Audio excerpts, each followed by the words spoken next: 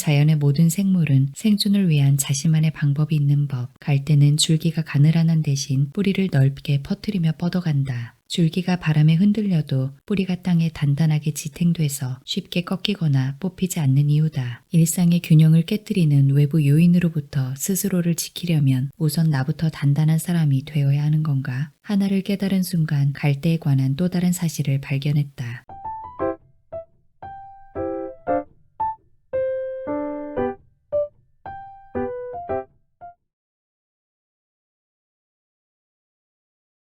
종종 예상치 못한 곳에서 삶을 대처하는 방식을 배우곤 한다. 며칠 전 기사 작성에 필요한 자료를 읽으면서도 이런 기회가 있었다. 갈대의 생존 방식에 대한 이야기였다. 불확실한 것들로 가득한 요즘, 현 상황을 이해하고 어떠한 방식으로 대처할지에 대한 해안도 얻었다. 갈대는 바람에 쉽게 흔들린다. 거대한 군락을 이루는 갈대가 일렁이는 모습은 마치 큰 파도 같다. 도심에서는 흔치 않은 장관에 감탄하면서 한편으로는 줄기가 얼마나 가늘고 힘이 없으면 저렇게 휘청댈까 싶다. 가랑비에 옷 젖는 줄 모른다는 말처럼 아무리 바람이 약해도 저렇게 쉴 새 없이 흔들리면 언젠가 부러지지 않을까 하며 걱정도 된다. 하지만 자연의 모든 생물은 생존을 위한 자신만의 방법이 있는 법. 갈대는 줄기가 가늘어난 대신 뿌리를 넓게 퍼뜨리며 뻗어간다. 줄기가 바람에 흔들려도 뿌리가 땅에 단단하게 지탱돼서 쉽게 꺾이거나 뽑히지 않는 이유다. 일상의 균형을 깨뜨리는 외부 요인으로부터 스스로를 지키려면 우선 나부터 단단한 사람이 되어야 하는 건가? 하나를 깨달은 순간 갈대에 관한 또 다른 사실을 발견했다. 갈대가 천적인 칠성 밤나방을 상대하는 법이다. 이 나방은 갈대가 왕성하게 성장하기 전 줄기 속에 알을 낳는다. 다 자란 갈대줄기의 지름은 6에서 7mm이며 그 안은 비어있다. 문제는 알이 유충이 되면 어린 갈대줄기와 잎을 모조리 갉아먹는다. 갈대가 크지 못하게 애초에 싹을 잘라버리는 형상이다. 그뿐만이 아니다. 갈대 하나를 다 먹어치우면 옆으로 이동해 또 먹어치우고 또 이동해 먹어치우기를 반복해서 결국 그 일대의 갈대를 전멸시킨다. 말 그대로 갈대밭을 쑥대밭으로 만들어 놓는 거다. 팔 다리가 달린 동물이라면 유충을 치워버릴 텐데 식물인 갈대는 그럴 수 없는 노릇. 칠성 밤나방에게 속수무책으로 당하는 모습에 탄식이 나오려던 찰나 갈대의 기막힌 대처법에 답답한 속이 뻥 뚫렸다. 갈대는 나방의 무자비한 공격을 2, 3년간 꾹 참다가 어느 순간 갑자기 줄기를 가늘게 만든단다. 그 안에 나방이 알을 낳을 수 없도록 말이다. 줄기가 비좁아져서 더 이상 알을 낳지 못하게 된 나방은 결국 갈대를 떠난다. 설령 알을 낳았다 해도 공간이 부족해서 유충이 번데기로 성장하지 못하고 죽는다. 이걸로 갈대의 복수가 끝이라고? 아니다. 놀라운 사실 하나가 더 남았다. 나방을 쫓아낸 갈대는 2, 3년에 걸쳐 줄기를 원상복구한다.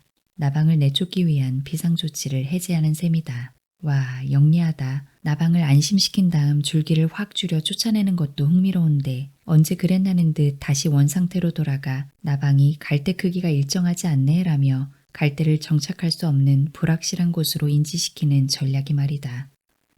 줄기를 줄인 후 원상태로 돌아가지 않는다면 나방은 그 작은 줄기에 새롭게 적응해 갈대를 또다시 쑥대밭으로 만들 테니까.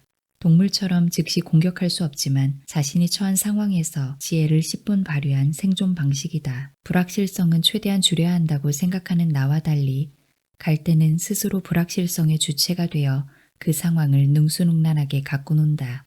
동시에 자신의 몸을 지탱하는 뿌리를 튼튼하게 단련해 믿을 구석도 만든다.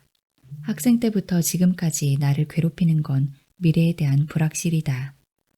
학생 땐 좋아하는 일을 할 수 있을지 한다면 어디에 취직하게 될지였다면 요즘은 지금 하는 일을 언제까지 할 수 있을지 아니면 지금이라도 새로운 분야에서 경력을 쌓아야 하는지에 관한 고민이다.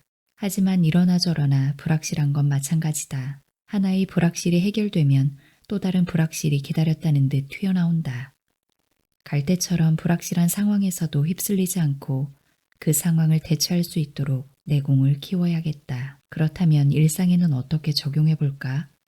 우선 큰 목표를 정하고 그에 따른 준비를 1년, 한 달, 한 주, 그리고 하루 단위로 세분하여 그에 맞게 차근차근 나아가야겠다. 갈대가 토양에 뿌리를 내리며 버티는 힘을 키우듯이 큰 목표를 향한 기분부터 단련해 가는 거다. 우선 이렇게 착실하게 밑바탕을 다져놓으면 불확실한 요인이 등장할 때 그 힘에 기대어 유연하게 대처할 수 있을 것 같다. 동시에 이러한 반복에 익숙해져서 나태해지거나 예상치 못한 외부 요인이 등장해도 그동안 쌓아온 내공으로 대처할 수 있지 않을까? 처음엔 서툴고 시행착오도 있겠지만 일상이 송두리째 흔들리는 상황만큼은 일어나지 않으리라 믿는다. 설령 그런다 해도 재빨리 안정을 되찾을 거다. 갈대가 바람에 흩날린다고 해서 뿌리까지 흔들리지 않듯 기본부터 차곡차곡 쌓은 실력이 있다면 언젠가 나도 기꺼이 불확실성의 주체가 되어 상황을 유연하게 다룰 수 있겠지. 집에서 어떤 식물을 키우냐는 질문을 종종 받는다. 극락조와 여인초 등을 나열하다가 얼마 전에 커피나무를 들였다고 하면 그 반응이 재미있다. 우리가 마시는 그 커피? 라며 재차 확인하는 질문부터 농장이 아니라 화분에서도 자라네 라는 놀라움까지. 커피나무는 어떤 식물이에요? 행운의 편지 같은 식물이에요. 이 편지는 영국에서 최초로 시작되어 1년에 192번 돌면서 7명에게 편지를 보내면 7년의 행운이 있을 겁니다. 라는 그 내용의 편지요. 커피나무랑 행운의 편지가 무슨 상관이지? 커피나무를 키우면 일이 잘 풀린다는 뜻인가? 7명한테 선물하라는 뜻인가? 등 부연 설명이 없다면 궁금증이 꼬리에 꼬리를 물 수 있다. 왜 그렇게 생각하세요? 커피나무가 제게 오기까지 굉장히 많은 사람의 손을 거치면서 우여곡절이 있었거든요. 그리고 정성을 다해 잘 키우면 커피 열매로 보답을 해주고요. 그렇다. 커피나무는 키우는 과정도 즐겁지만 시간을 거슬러 올라가면 흥미로운 사건이 많은 식물이다.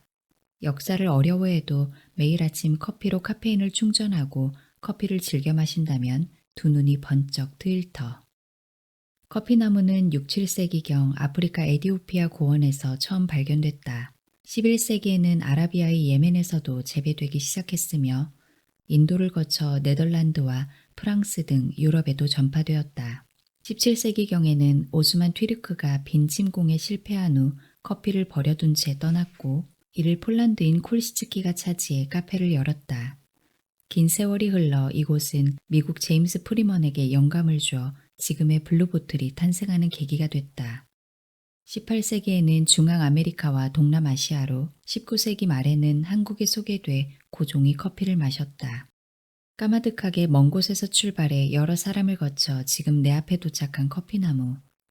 물론 그 과정은 녹록지 않았다. 14, 15세기 예멘은 커피의 유일한 공급원으로서 위치를 확고히 하기 위해 다른 나라로 커피가 유출되지 않도록 관리했다. 예멘 밖으로 나가는 종자에 열을 가해 번식력을 없애거나 묘목 반출을 금지하기도 했다. 18세기에는 프랑스 해군 장교가 한 그루의 커피나무를 싣고 마르티니크 섬으로 향하던 중 식수가 부족한 상황에서도 커피나무에 물 주는 것만큼은 빼먹지 않았다고 전해진다.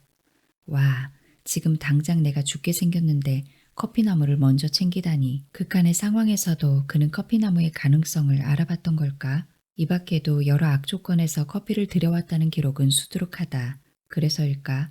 지금 내 앞에 놓인 커피나무가 역사의 산 증인처럼 보인다.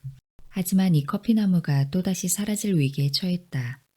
전 세계 커피 생산량의 막대한 지분을 차지하는 브라질에 서리와 폭설이 내렸기 때문이다. 게다가 베트남도 가뭄과 폭설로 인해 커피 생산에 어려움을 겪고 있다. 표면적으로는 갑작스러운 기후변화 탓이지만 그 원인을 제공한 건 다름 아닌 인간의 탐욕. 전부터 영국 큐 왕립식물원을 비롯한 세계 연구팀들이 이러한 상황을 우려하고 지적했지만 아직 먼 이야기로 치부해 환경 파괴가 지속됐다. 대다수가 하루를 카페인 수혈로 시작할 정도로 커피는 우리 일상에서 때려야 뗄 수가 없다. 앞으로도 커피를 마실 수 있도록 한 단계 더 나아가 지구와의 공존을 위해서라도 환경을 보호해야 한다. 7명에게 편지를 보내면 행운이 온다는 편지의 내용처럼 커피나무는 열매의 형태로 행운을 가져다 준다. 단 싹이 난 후 4, 5년간 애정으로 보살폈다면 말이다. 125종가량 되는 커피나무 중 마실 수 있는 커피는 아라비카종, 로부스타종, 리베리카종이다. 이 중에서 커피 생산량의 대부분을 차지하는 건 아라비카종과 로부스타종이다.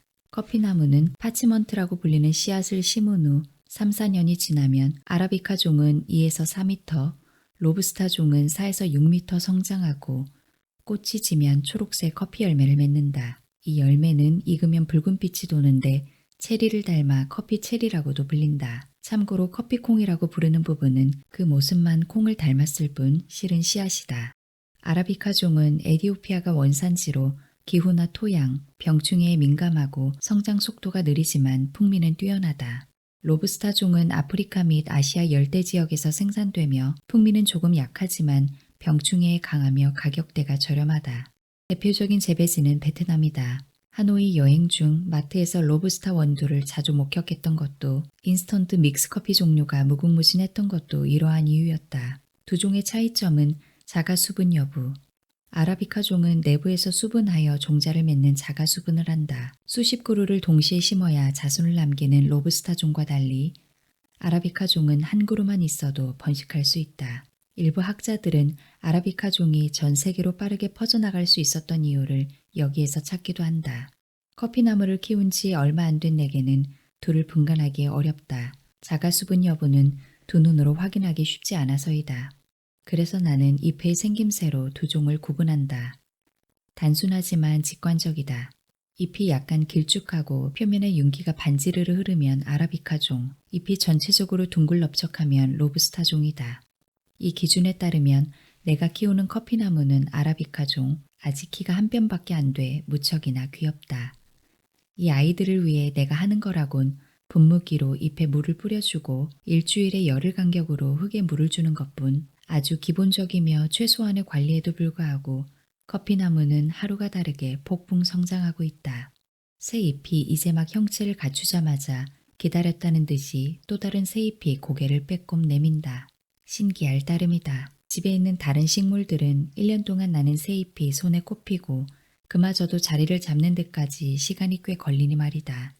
새 잎이 워낙 자주 나와서 이제는 자연스럽다. 줄기가 목질화하는 것도 마찬가지다. 이론적으로 목질화는 식물 세포벽에 리그닌이라는 물질이 축적돼서 조직이 나무처럼 단단해지는 현상이다.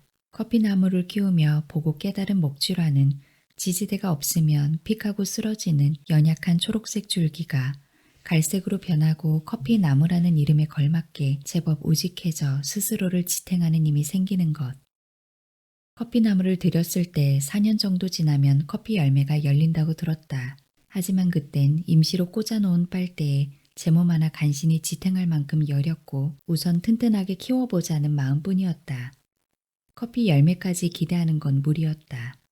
그런데 나 이만큼 자랐어요 하며 아침마다 인사하는 커피나무를 보니 열매는 나를 위한 게 아니라 이 아이에게 참 잘했어요 도장 같은 노력의 결실이 아닐까 싶다. 행운의 편지를 7명에게 보내는 다소 수고스러운 과정을 거쳐야 행운의 주인공이 되듯이 커피나무도 앞으로의 성장 단계를 거쳐 탐스러운 행운의 열매를 맺기를 응원한다.